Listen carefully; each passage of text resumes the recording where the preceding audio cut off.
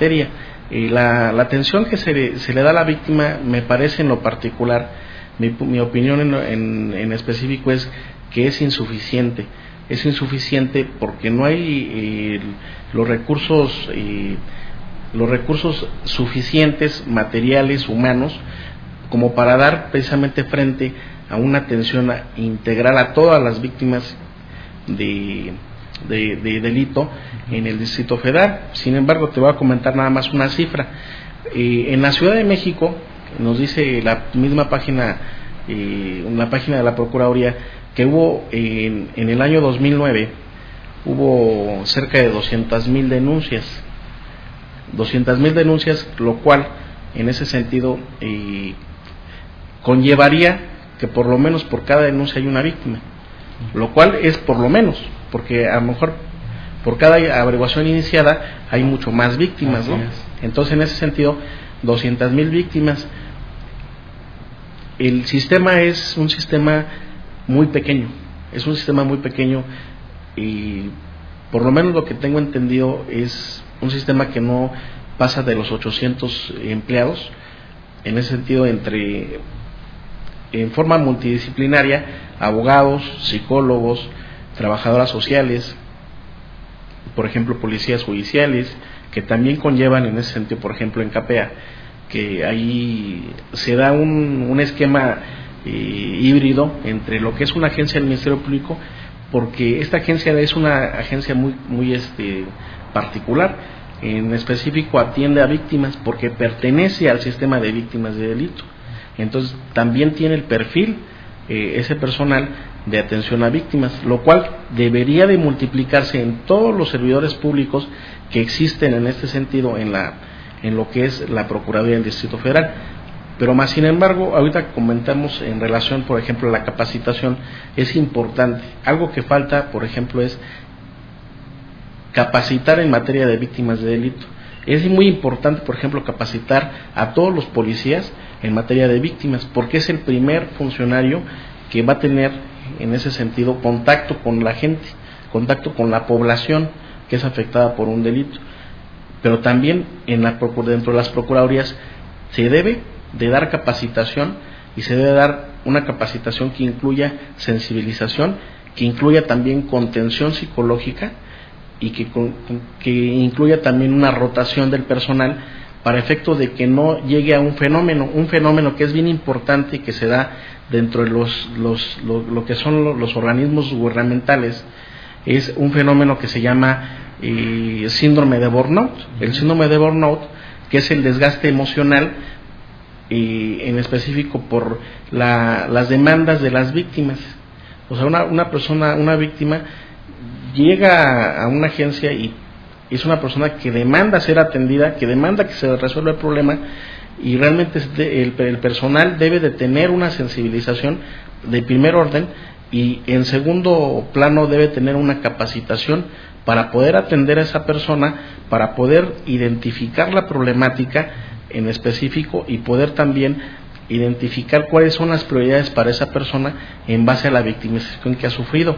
Pero también el personal que atiende a las víctimas, no solamente en las áreas especializadas, sino en lo que son todas las agencias, debe tener también un tipo de contención, porque esto se da, el síndrome es un desgaste emocional, y se da mucho en ese sentido, en lo que es precisamente este primer contacto con la persona, y se desarrolla finalmente una queja que nosotros vemos mucho, o que hay mucho en la sociedad, es de que la persona la que atiende deja a la persona ahí mucho tiempo, o no la trata de una manera sensible.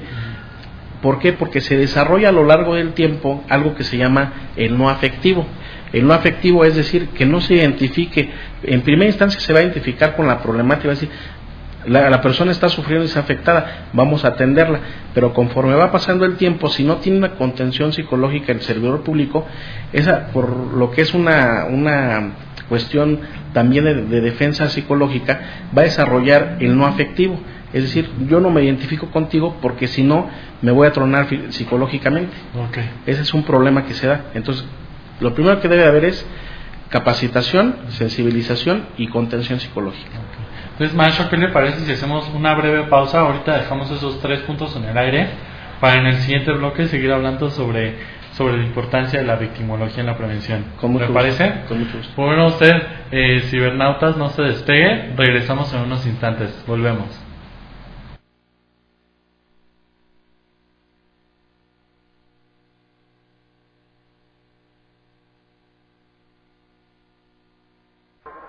El Instituto de Ciencias Jurídicas de Estudios Superiores te invita a la licenciatura en Contaduría, licenciatura en Derecho, con horarios flexibles, profesores especializados, preparación de calidad, opciones de titulación, educación integral en planes semestrales y actualización constante de contenido. Servimos a través de la competitividad académica y nos apoyamos en nuestra capacidad de innovación, logrando en nuestros alumnos un verdadero espíritu humanista y de función social, desarrollando la inteligencia y la capacidad creadora. Un abogado colegiado es un abogado calificado.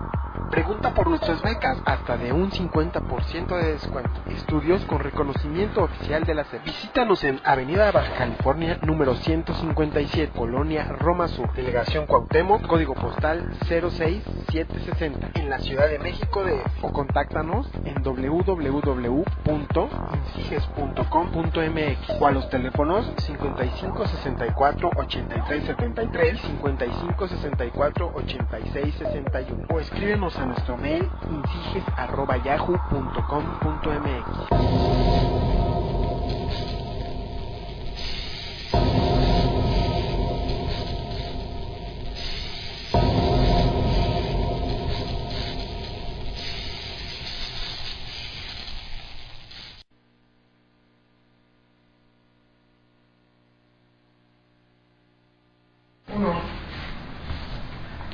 Y regresamos aquí a su programa de Tepantlato en vivo, en la sección de prevención del delito. Antes de continuar, le quiero recordar nuestro email para que se ponga en contacto con nosotros y cualquier duda que tenga hacia nuestro invitado de hoy nos las hagan saber, y con gusto, mucho gusto, nosotros se las responderemos. El correo es tepantlato@hotmail.com y canalcultural@tepantlato.com.mx. Asimismo, le recordamos, ya estamos entrando al último bloque de este programa, se nos ha ido el tiempo muy rápido, pero todavía está tiempo de llamarnos. Les recordamos nuestros teléfonos en el estudio, es el 55 38 06 17, el 56 74 38 60, el 55 30 83 65. Así como ya lo dije hace un momento, recuerda, nos puedes seguir por Facebook con el nombre de Tepantlato, por Twitter igualmente, @Tepantlato, Javisen el de un servidor, y por YouTube y por Blogger para ver nuestros videos anteriores. Y pues, maestro Carlos, nos estábamos quedando ahorita con lo que es la victimología, con los 3 puntos, pero desde su perspectiva, ¿la víctima del delito puede tener un papel activo en la prevención social del delito? Sí, sin duda, uno de los papeles importantes es que actúa en 3 grandes ámbitos. Actúa como detector primario de desviaciones sociales respecto a la norma penal, es decir, va a ser la persona que se dé cuenta de que algo está sucediendo ahí en la realidad social y que hay un problema de delincuencia. Va a actuar también como cuantificador de perjuicios y afectaciones o vulneraciones de los bienes jurídicos que se protegen, porque él es el titular de los bienes jurídicos. Y también va a participar en la selección de las respuestas penales. Por ejemplo, la denuncia como cooperación victimal es el núcleo esencial para prevenir la criminalidad. La denuncia se puede favorecer o se puede ver favorecida por algunos aspectos en específico, en ese sentido, pero sí va a ser el factor principal. La denuncia es algo que es fundamental para la prevención del delito. Okay. La denuncia. Desgraciadamente aquí hay un factor, una cuestión que estadísticamente lo podemos ver, y lógicamente hay un alto índice de la cifra negra. O sea, los eventos suceden en la realidad social y muchos de esos eventos no son denunciados. Entonces, decían, por ejemplo, en 1990 que había una cifra negra del 73%, es decir, que 7 de cada 10 delitos no eran denunciados. Actualmente se ha avanzado en este sentido